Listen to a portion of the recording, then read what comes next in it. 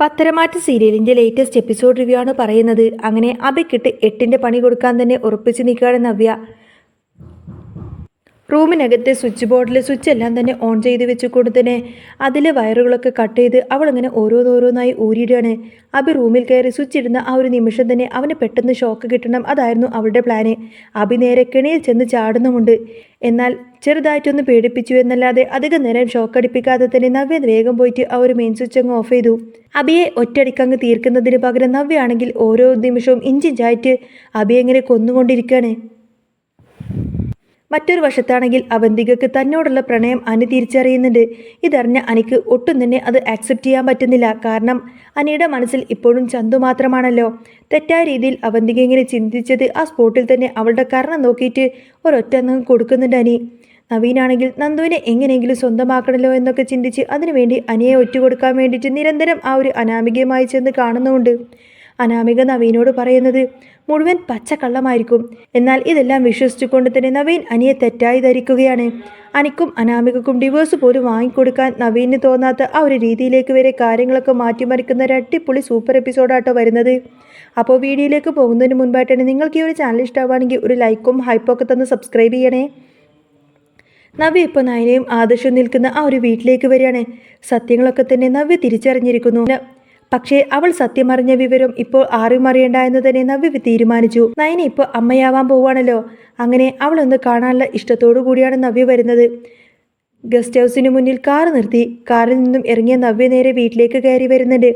അവിടെ ജോലി ചെയ്യുന്ന എലിസബത്ത് ആൻറ്റി ആരാണെന്ന് ചോദിച്ചു. നയന അകത്തുണ്ട് എന്ന് പറഞ്ഞപ്പോൾ ഞാൻ കയറി കണ്ടോളാം എന്ന് പറയാണ് നവ്യ. എന്നാൽ ആദർശ് സർ പറഞ്ഞിരിക്കുന്നത് ആരാണെന്നോ എന്താണെന്നോ അറിയാതെ അകത്തേക്ക് കയറ്റിവിടണ്ട എന്നാണ്. ഇത് കേട്ട് നവ്യക്ക് ദേഷ്യം വരുന്നുണ്ട്. എന്നെ കണ്ടിട്ട് താൻ കൊല്ലാനോ പിടിച്ചു പറിക്കാനോ വന്നതാണെന്ന് തനിക്ക് തോന്നുന്നുണ്ടോ എന്നൊക്കെ ചോദിച്ച് അവൾ അങ്ങ് ദേഷ്യപ്പെട്ടു. താൻ നയനയുടെ ചേച്ചിയാണെന്ന് പറഞ്ഞപ്പോൾ എലിസബത്ത് ആൻറ്റി ക്ഷമ ചോദിക്കുകയാണ്. ആളും തരവും മനസ്സിലാക്കാതെ ഇങ്ങനെ എല്ലാവരോടും കയറി സംസാരിക്കാൻ നിൽക്കരുത് എന്ന് നവ്യ അവർക്ക് താക്കീത് നൽകി. നയന മുറിക്കകത്തുണ്ട് എന്ന് പറഞ്ഞപ്പോൾ പിന്നെന്താ നിങ്ങളെ ഹോം നേഴ്സുമായി ഇവിടെ നിർത്തിയിരിക്കുന്നത് എന്ന് നവ്യ ചോദിച്ചു. സാറ് പറഞ്ഞ കാര്യങ്ങൾ മാത്രമേ ഞാൻ ചെയ്യുന്നുള്ളൂ എന്നും നയനമോളെ ഇപ്പോൾ വിളിക്കാമെന്നും എലിസബത്ത് പറഞ്ഞു. എലിസബത്ത് നയനയുടെ മുറിയിലേക്ക് പോകുമ്പോൾ അവൾ ചിത്രം വരച്ചുകൊണ്ടിരിക്കുകയാണ്. പുതിയ ഡിസൈൻസ് ആയിരിക്കും. ചേച്ചി വന്നിട്ടുണ്ട് എന്ന് പറഞ്ഞപ്പോൾ നയനക്ക് ശരിക്കും അത് അത്ഭുതമായി.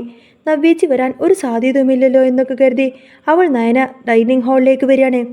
നവ്യയെ കണ്ടപ്പോൾ നയനക്ക് ഒരുപാട് സന്തോഷമായി. തന്നെ കണ്ടപ്പോൾ തന്നെ എന്താ അവിടെ വന്ന് നിന്ന് കളഞ്ഞത് എന്ന് നവ്യ ചോദിച്ചു. താൻ ഇങ്ങോട്ടേക്ക് വരുന്നത് ഒട്ടും തന്നെ പ്രതീക്ഷിച്ചില്ല എന്ന് നയന പറയുമ്പോൾ അനന്തപുരിയിൽ നിന്നും ഇറങ്ങി വന്നിട്ട് കുറച്ച് നാളായല്ലോ, അതുകൊണ്ട് നിന്റെ അവസ്ഥ എന്താണെന്ന് അറിയാൻ വേണ്ടി വന്നതാണ് എന്ന് പറയാണ് നവ്യ. ആദർശേട്ട് തന്നെ നന്നായി നോക്കുന്നുണ്ട് എന്ന് നയന പറയുമ്പോൾ തനിക്കതിലൊന്നും വിഷമമില്ലെന്നും വഴിയിലൂടെ പോയപ്പോൾ ഒന്ന് കയറിയതാണെന്നും നവ്യ മറുപടി നൽകി. ഞാൻ വന്നത് നിന്നെ കാണാൻ മാത്രമല്ല, ചില കാര്യങ്ങൾ നിന്റെ ഭർത്താവിനെ കൂടി ധരിപ്പിക്കാനാണെന്ന് നവ്യ പറഞ്ഞു. അബി ഇപ്പോൾ എൻ ജ്വല്ലറിയിലെ മാനേജറായി കയറിയ വിവരം അവർ അറിഞ്ഞോ എന്ന് ചോദിച്ചു. കേൾക്കുമ്പോൾ നിങ്ങൾക്ക് ദേഷ്യം ഇരട്ടിക്കുന്നത് നേരിട്ട് കാണാൻ വേണ്ടിയിട്ടാണ് താൻ വന്നത് എന്നും നവ്യ പരിഹാസത്തോടെ പറഞ്ഞു. കൂടാതെ അവിടെ നിൽക്കുന്ന ചന്തുമോൾ എന്ന കുട്ടിയെ എന്തിനാണ് കൂടെ കൂട്ടിയിരിക്കുന്നതും അവളെ കാണാൻ പോലും ദേഷ്യമാണെന്നൊക്കെ നവ്യ പറയാണ്. അബി ചെയ്ത തെറ്റിനെ എന്തിനാണ് ആ കുഞ്ഞിനെ ശിക്ഷിക്കുന്നത് എന്ന് നയന ചോദിക്കുമ്പോൾ അബി എന്ത് തെറ്റാണ് ചെയ്തതെന്നും അതൊക്കെ നീയും നിന്റെ ഭർത്താവും കൂടി അമ്മയെ കൊണ്ട് കെട്ടിച്ചമപ്പിച്ച കഥയാണെന്നൊക്കെ നവ്യ തർക്കിച്ചു. അബിയെ താൻ ഒരിക്കലും അവിശ്വസിക്കില്ല എന്നും നവ്യ ഉറപ്പിച്ചു പറഞ്ഞു. നയനയുടെ വയറ്റിൽ ഒരു കുഞ്ഞുള്ളതല്ലേ എന്ന് കരുതിയിട്ട് താൻ കൂടുതലൊന്നും സംസാരിക്കുന്നില്ല എന്നും പറഞ്ഞ് നവ്യ അവിടെ നിന്നും ഇറങ്ങാനൊരുങ്ങി. വല്ലതും കഴിച്ചിട്ട് പോവാമെന്ന് നയന പറഞ്ഞുവെങ്കിലും നിന്റെ ഭർത്താവിൻ്റെ ഔദാര്യം വേണ്ട എന്ന് നവ്യ തീർത്തും പറഞ്ഞു. ഗർഭിണിയായതുകൊണ്ട് ശരീരം നോക്കണമെന്നും പറഞ്ഞ കൂട്ടത്തിന് നവ്യ അവിടെ നിന്നും പോയി.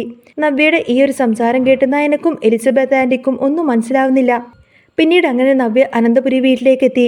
മുറിയിലേക്ക് വരുമ്പോൾ അബിയുടെ കോള് വന്നു. ഇന്ന് താൻ ഡിന്നറിന് ഉണ്ടാവില്ല എന്നും ഫ്രണ്ട്സിന് പാർട്ടി കൊടുക്കണമെന്നും അബി പറഞ്ഞു. ജ്വല്ലറിയിൽ മാനേജറായതിൻ്റെ ട്രീറ്റ് ആണെന്നും ഡ്രിങ്ക്സ് കാണുമെന്നൊക്കെ അബി വ്യക്തമാക്കി. മൂക്കറ്റം കുടിച്ച് വീട്ടിലേക്ക് വരരുത് എന്ന് നവ്യ താക്കീത് നൽകി. ഫോൺ കട്ട് ചെയ്തതിന് ശേഷം നവ്യ മനസ്സിലിങ്ങനെ കരുതി, എടാ നീ ഇങ്ങോട്ടേക്ക് വാടാ, നിനക്കുള്ള പണിയൊക്കെ ഞാൻ വച്ചിട്ടുണ്ട് എന്ന്. അവൻ രാത്രി പുറത്തു പോകാൻ പാടില്ലാത്ത രീതിയിൽ എന്തെങ്കിലും പണി കൊടുക്കണമെന്ന് തന്നെ നവ്യ തീരുമാനിച്ചു. പെട്ടെന്ന് തന്നെ സ്വിച്ച് ബോർഡ് കണ്ടപ്പോൾ അവൾക്കൊരു ഐഡിയ തോന്നി. സ്വിച്ച് ബോർഡിൽ എന്തൊക്കെയോ മാറ്റങ്ങൾ വരുത്തി അവൾ അവിടെ ഒരു കെണി ഒരുക്കി. ഇനി അവൻ റൂമിൽ കയറി സ്വിച്ച് ഇടുമ്പോൾ തന്നെ ഷോക്കടിക്കണം. അങ്ങനെ അബി ഒട്ടും തന്നെ പ്രതീക്ഷിക്കാത്ത രീതിയിലായിരിക്കട്ടോ നവ്യ ഒരു പണി കൊടുക്കാൻ വേണ്ടിയിട്ട് ഒക്കെ സെറ്റപ്പ് ചെയ്ത് വെച്ചിരിക്കുന്നത്. ഇതേ സമയത്ത് തന്നെ അനി തൻ്റെ മുറിയിൽ ഒരു അർജൻറ്റ് കോളിലിരിക്കുന്ന സമയത്ത് തന്നെ അവന്തിക അങ്ങോട്ടേക്ക് വന്നു. അനി MD സ്ഥാനത്തിരുന്ന് സംസാരിക്കുന്നത് അവൾ കണ്ണെടുക്കാതെ തന്നെ നോക്കി നിന്നു. ഫോൺ കട്ട് ചെയ്തതിന് ശേഷം എന്തിനാണ് എന്നെ ഇങ്ങനെ നോക്കി നിൽക്കുന്നത് എന്ന് ചോദിക്കാൻ അനിയേട്ടൻ MD സ്ഥാനത്തിരുന്ന് സംസാരിക്കുന്നത് കേൾക്കാൻ തന്നെ നല്ല ചന്തമുണ്ട് എന്ന് പറയാൻ അവന്തിക. നിന്നെ കാണാൻ ഒരു പ്രത്യേക അന്തസ്സുണ്ട് എന്നും പെൺപിള്ളാരെങ്കിലും വലയിൽ വീഴാറുണ്ടോ എന്നൊക്കെ അവൾ തമാശ രൂപേണ ചോദിച്ചു. നന്ദു വീണിട്ടുണ്ടല്ലോ എന്ന് അവന്തിക പറയുമ്പോൾ നന്ദുവിൻ്റെ കാര്യം വ്യത്യസ്തമാണെന്ന് അനു മറുപടി നൽകി. നവ്യേട്ടത്തിക്ക് പണത്തിനോട് ആർത്തിയുണ്ട് എന്നും നന്ദുവിനും അങ്ങനെ തന്നെയാണെന്ന് തനിക്ക് തോന്നുന്നുണ്ട് എന്നും അവന്തിക പറഞ്ഞു. എന്നാൽ നയനയുടെയും നന്ദുവിൻ്റെയും സ്വഭാവം ഒന്നാണ് എന്നും അവർക്ക് പണത്തോട് യാതൊരുവിധ ആർത്തിയുമില്ല എന്നും അനി അവളെ തിരുത്തി കൊടുത്തു. തനിക്ക് വലിയ തിരക്കുണ്ട് എന്നും സമയം കളയാതെ പോകാനും അനി അവളോട് പറയുമ്പോൾ അവന്തികക്ക് ആകെ വിഷമായി. അനിയേട്ടൻ തന്നെ പെങ്ങളായിട്ടാണോ കാണുന്നത് എന്ന് അവൾ ചിന്തിച്ചു. നന്ദുവിനെ എപ്പോഴും കാണാറുണ്ടോ എന്ന് അവൾ ചോദിക്കുമ്പോൾ ഒരിക്കൽ സ്നേഹിച്ച പെണ്ണിനെ മറക്കാൻ പറ്റില്ല എന്നും അമ്മ സമ്മതിക്കുകയാണെങ്കിൽ താൻ നന്ദുവിനെ ഇപ്പം തന്നെ കല്യാണം കഴിക്കുമെന്നും അനി പറഞ്ഞു. ഇത് കേട്ട് അവന്തികയുടെ കണ്ണ് നിറഞ്ഞു. അനി ഫയൽ നോക്കിയിരിക്കുമ്പോൾ അവന്തിക ഓടിച്ചെന്ന് അവൻ്റെ പിന്നിലൂടെ ചെന്ന് അവനെ അങ്ങ് കെട്ടിപ്പിടിക്കാണ്. അനി ആകെ ഷോക്കായി നിന്നു. എന്നിട്ട് അവളെ അങ്ങ് പിടിച്ചു മാറ്റി. ഷോ, എന്താണ് ഈ ചെയ്യുന്നത് എന്നും താൻ നിന്റെ ഏട്ടനാണെന്നൊക്കെ അവൻ ഓർമ്മിപ്പിച്ചു. എന്നാൽ അനിയേട്ടൻ തൻ്റെ ചെറിയമ്മയുടെ മകനല്ലേ എന്നും താൻ കുഞ്ഞുനാൾ മുതലേ സ്നേഹിക്കുന്നത് അനിയേട്ടനെയാണ് എന്നൊക്കെ അവന്തിക തുറന്നു പറഞ്ഞു. ഇത് കേട്ട് ദേഷ്യം വന്ന അനി അവളുടെ കർണ നോക്കിയിട്ട് ഒരൊറ്റ ഒന്നങ്ങ് പൊട്ടിക്കാണ്. ഇങ്ങനെയുള്ള മോശം ചിന്താഗതി തൻ്റെ മനസ്സിലുണ്ട് എന്ന് തനിക്ക് തോന്നിയിരുന്നു എന്നും എന്നാൽ നീ എൻ്റെ അനിയത്തിയാണെന്ന് പറഞ്ഞ അവന്തികയോട് ഞാൻ നിന്റെ സ്വന്തം ഏട്ടനെ തുല്യമാണെന്നൊക്കെ അനി വ്യക്തമാക്കി. ഇനിയും ഒരക്ഷരം പോലും മിണ്ടിക്കഴിഞ്ഞാൽ ഞാൻ എങ്ങനെ പ്രതികരിക്കുമെന്ന് പോലും എനിക്കറിയില്ല, ഇറങ്ങിപ്പോകണമെന്നൊക്കെ അവൻ ആക്രോശിച്ചു.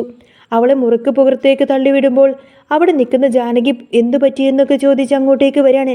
അപ്പോഴേക്കും അനി പെട്ടെന്നങ്ങ് വാതിലങ്ങ് കൊട്ടിയടച്ച് ഉള്ളിലിരുന്നു. ജാനകി വിളിച്ചിട്ട് അവൻ വാതിൽ തുറന്ന് തനിക്ക് കുറച്ച് സമാധാനം തരുമോ എന്ന് ചോദിച്ചിട്ട് വീണ്ടും അങ്ങ് ദേഷ്യപ്പെട്ടൊരു വാതിലടക്കുകയാണ്. അജയേട്ടനോട് സംസാരിക്കാതെ ഇവന് നേരെയാക്കാൻ പറ്റില്ല എന്ന് ജാനകി ചിന്തിച്ചു. ഇതേ സമയം അനി അനന്തപുരിയിലേക്ക് വരികയാണ്.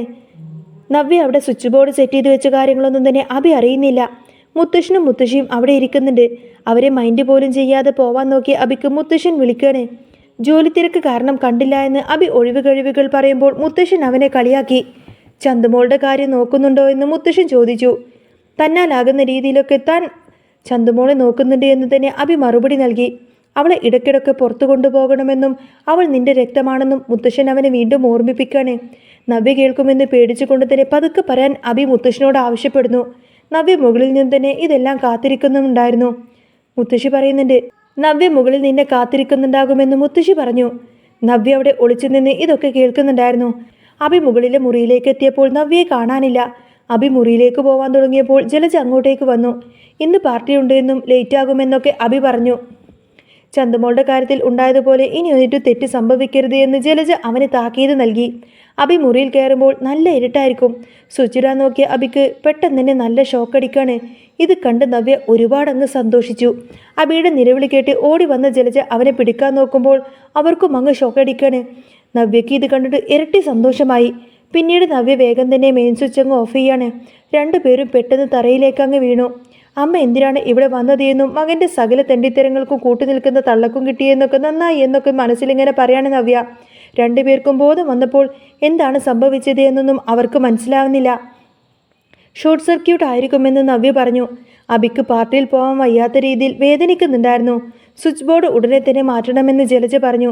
ദേവയാനി അങ്ങോട്ടേക്ക് വന്ന് കാര്യം ചോദിച്ചപ്പോൾ ഷോക്ക് അടിച്ചു എന്ന് പറഞ്ഞപ്പോൾ ദൈവം കണ്ടറിഞ്ഞു, അത് തന്നെയാണ് ഇങ്ങനെ എന്നൊക്കെ പറഞ്ഞ് ദേവയാനി അവരെ പരിഹസിച്ചു.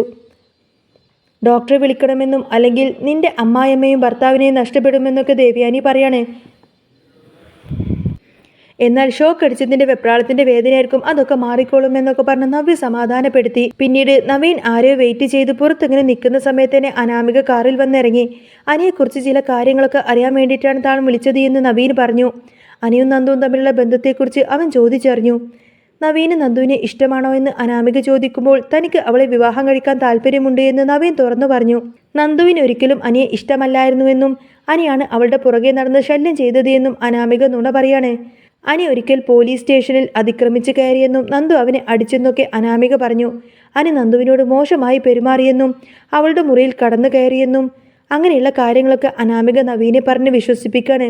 ഇതെല്ലാം കേട്ടതോടുകൂടി തന്നെ നവീൻ അനിയോട് ഒരു പ്രതികാരം ചെയ്യണമെന്ന് തന്നെ ഉറപ്പിച്ചു.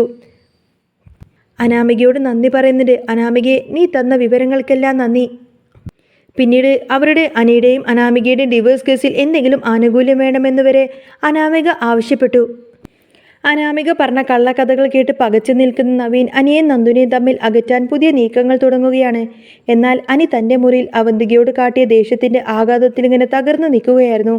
അവന്തിക കരഞ്ഞുകൊണ്ട് തൻ്റെ മുറിയിലേക്ക് കയറി വാതിലടച്ചു. അനിയെ സ്വന്തമാക്കാൻ വേണ്ടി താൻ കാണിച്ച എടുത്തുചാട്ടം വലിയൊരു തിരിച്ചടിയാണെന്ന് അവൾ തിരിച്ചറിഞ്ഞു. എങ്കിലും അനിയോടുള്ള അവളുടെ വാശി ഒട്ടും തന്നെ കുറഞ്ഞിരുന്നില്ല. അപ്പുറത്ത് ഷോക്കടിച്ച് അവശനായ അഭിയെയും ജലജയും ഡോക്ടർ വന്ന് പരിശോധിച്ചു. കാര്യമായിട്ടുള്ള കുഴപ്പമൊന്നുമില്ല എന്നും കുറച്ച് ദിവസത്തേക്ക് വിശ്രമം വേണമെന്നും ഡോക്ടർ നിർദ്ദേശിച്ചു. ഇത് കേട്ട നവ്യ ഉള്ളിലിങ്ങനെ ചിരിക്കുമായിരുന്നു. അഭിക്ക് ആ രാത്രിയിലെ പാർട്ടിക്ക് പോകാൻ കഴിയാത്തത് അവൾക്ക് വലിയൊരു വിജയമായി തോന്നി. അഭി വേദന കൊണ്ട് പൊളിയുമ്പോൾ അവനെ ശുശ്രൂഷിക്കുന്നത് പോലെ അഭിനയിച്ച് നവ്യ അവൻ്റെ അരികിൽ തന്നെ കൂടി. അഭി, ഈ സ്വിച്ച് ബോർഡ് ഉടനെ തന്നെ മാറ്റണം കേട്ടോ, ഇപ്പം അമ്മക്കും കൂടി പണിയായല്ലോ. അത്രയും പറഞ്ഞു കൊടുത്തിനെ അവൾ ജലജയൊന്ന് നോക്കി പരിഹസിച്ചു. പിറ്റേന്ന് രാവിലെ തന്നെ നവീൻ നേരെ നന്ദുവിനെ കാണാൻ പോലീസ് സ്റ്റേഷനിലേക്ക് ചെല്ലുകയാണ്. അനാമിക പറഞ്ഞ കാര്യങ്ങളൊക്കെ സത്യമാണോ എന്ന് നേരിട്ട് ചോദിക്കാനാണ് അവൻ്റെ ഭാവം. എന്നാൽ അവിടെ കണ്ട കാഴ്ച അവനെ ശരിക്കും അങ്ങ് ഞെട്ടിച്ചു. അനി സ്റ്റേഷൻ്റെ പുറത്ത് നന്ദുവിനെ കാത്തു നിൽക്കുന്നു. നന്ദി ചിരിച്ചുകൊണ്ട് അനിയുടെ അടുത്തേക്ക് വരുന്നതും അവർ തമ്മിൽ വളരെയധികം സ്നേഹത്തോടു കൂടി തന്നെ സംസാരിക്കുന്നതും കണ്ടപ്പോൾ നവീൻ ഇതെല്ലാം ദൂരെ നിന്ന് കാണുന്നുണ്ടായിരുന്നു. അനാമിക പറഞ്ഞതുപോലെ തന്നെ ഒരിക്കലും അതൊരു ശല്യക്കാരനെ അല്ല, മറിച്ച് നന്ദുവിൻ്റെ ഏറ്റവും അടുത്ത സുഹൃത്ത് തന്നെയാണ് അവിടെ നവീനെ കാണാൻ കഴിഞ്ഞത്. ഇത് കണ്ട് നവീന് വലിയൊരു സംശയം തോന്നി. അനാമിക തന്നെ വഴി തെറ്റിക്കുകയാണോ എന്ന്. അവൻ അവിടെ നിന്നും മാറി നിന്ന് ഫോട്ടോ എടുത്ത് അനാമികയെ വിളിച്ചു. എന്നാൽ അനാമിക അപ്പോഴേക്കും തൻ്റെ കള്ളത്തരങ്ങൾ ഇങ്ങനെ ആവർത്തിച്ചു കൊണ്ടേയിരുന്നു. നവീൻ പതുക്കെ നന്ദുവിൻ്റെയും അനിയുടെയും അടുത്തേക്ക് ചെന്നു. അവനെ കണ്ടപ്പോൾ രണ്ടുപേരും ഒന്ന് അമ്പരന്നു. നവീൻ അനിയോട് വളരെ ഗൗരവത്തിൽ ചോദിച്ചു, അനി, നീ എന്താ ഇവിടെ വന്നത്? നന്ദുവിനെ ശല്യം ചെയ്യാനാണോ? നന്ദു പെട്ടെന്നങ്ങ് ഇടപെട്ടു. എന്ത് ശല്യം? അനിയെ ഞാൻ ഇങ്ങോട്ടേക്ക് വിളിപ്പിച്ചതാണ്. നവീൻ അന്നേരം തൻ്റെ തെറ്റ് മനസ്സിലാക്കാൻ അധിക സമയമൊന്നും വേണ്ടി വന്നില്ല. അനാമിക തന്നെ കരുവാക്കുമായിരുന്നു എന്ന കാര്യം നവീൻ തിരിച്ചറിഞ്ഞു. അനാമികയുടെ ഡിവോഴ്സ് കേസിൽ അവൾക്ക് 100% അനുകൂലമായ നിലപാട് എടുക്കില്ല എന്ന് മനസ്സിലുറപ്പിച്ചു. എന്നാൽ ഈ സമയം അനന്തപുരിയിൽ മറ്റൊരു നാടകം അരങ്ങേറുകയായിരുന്നു. അവന്തിക തൻ്റെ മനസ്സിലുള്ള പ്രണയം അനിയുടെ അമ്മയായ ജാനകിയോട് തുറന്നു പറഞ്ഞു. ഇത് കേട്ട ജാനകി ആകെ തകർന്നുപോയി. ഇങ്ങനൊരു കാര്യം ജാനകി ഒട്ടും തന്നെ പ്രതീക്ഷിച്ചിരുന്നില്ല. ജലജയോട് ഈ ഒരു കാര്യം പറഞ്ഞപ്പോൾ സ്വന്തം മകൾക്ക് തൻ്റെ സഹോദരൻ്റെ മകനോട് തോന്നിയ ഈ ഒരു വികാരം കുടുംബത്തിൻ്റെ സമാധാനം കെടുത്തുമെന്ന് പോലും അവർ ഭയപ്പെട്ടു. എന്നാൽ കഥ കൂടുതൽ സങ്കീർണമാവുന്നത് നവ്യയുടെ അടുത്ത പണി അബിയുടെ ഫോണിലെ തെളിവുകൾ നശിപ്പിക്കുക എന്നതായിരുന്നു. അവൾ രഹസ്യമായി അബിയുടെ ഫോൺ കൈക്കലാക്കി. അബി അറിയാതെ തന്നെ ചില നമ്പറുകളെല്ലാം തന്നെ ബ്ലോക്ക് ചെയ്തും മെസ്സേജുകളൊക്കെ ഡിലീറ്റ് ചെയ്യിപ്പിക്കുകയും ചെയ്തു. അബി ഉണർന്നെഴുന്നപ്പോഴേക്കും അവൻ്റെ ലോകമങ്ങ് മാറിക്കഴിഞ്ഞിരുന്നു. അബിയുടെ ആ ഒരു മാനേജർ പദവി അവൻ പോലും അറിയാതെ നശിപ്പിക്കുക എന്നായിരുന്നു നവ്യയുടെ ഏക ലക്ഷ്യം. ഇതേ സമയത്തിന് നന്ദുവിൻ്റെയും അനിയുടെയും ബന്ധം കൂടുതൽ ദൃഢമാവുമ്പോൾ അവരെ തകർക്കാൻ വേണ്ടിയിട്ട് അനാമിക പുതിയ കെണികളെല്ലാം ഒരുക്കുന്നതാണ് കാണിക്കുന്നത്. വരാനിരിക്കുന്ന അടിപൊളി എപ്പിസോഡുകളൊക്കെ തന്നെ ഈ ഒരു ചാനലിലൂടെ ഞാൻ അപ്ലോഡ് ചെയ്യുന്നതായിരിക്കും കേട്ടോ. നിങ്ങൾക്ക് ഈ ഒരു ചാനൽ ഇഷ്ടമാവുകയാണെങ്കിൽ സബ്സ്ക്രൈബ് ചെയ്യാനും സപ്പോർട്ട് ചെയ്യാനും മറക്കല്ലേ. നെക്സ്റ്റ് വീഡിയോ ഉടനെ വരാം. ബൈ.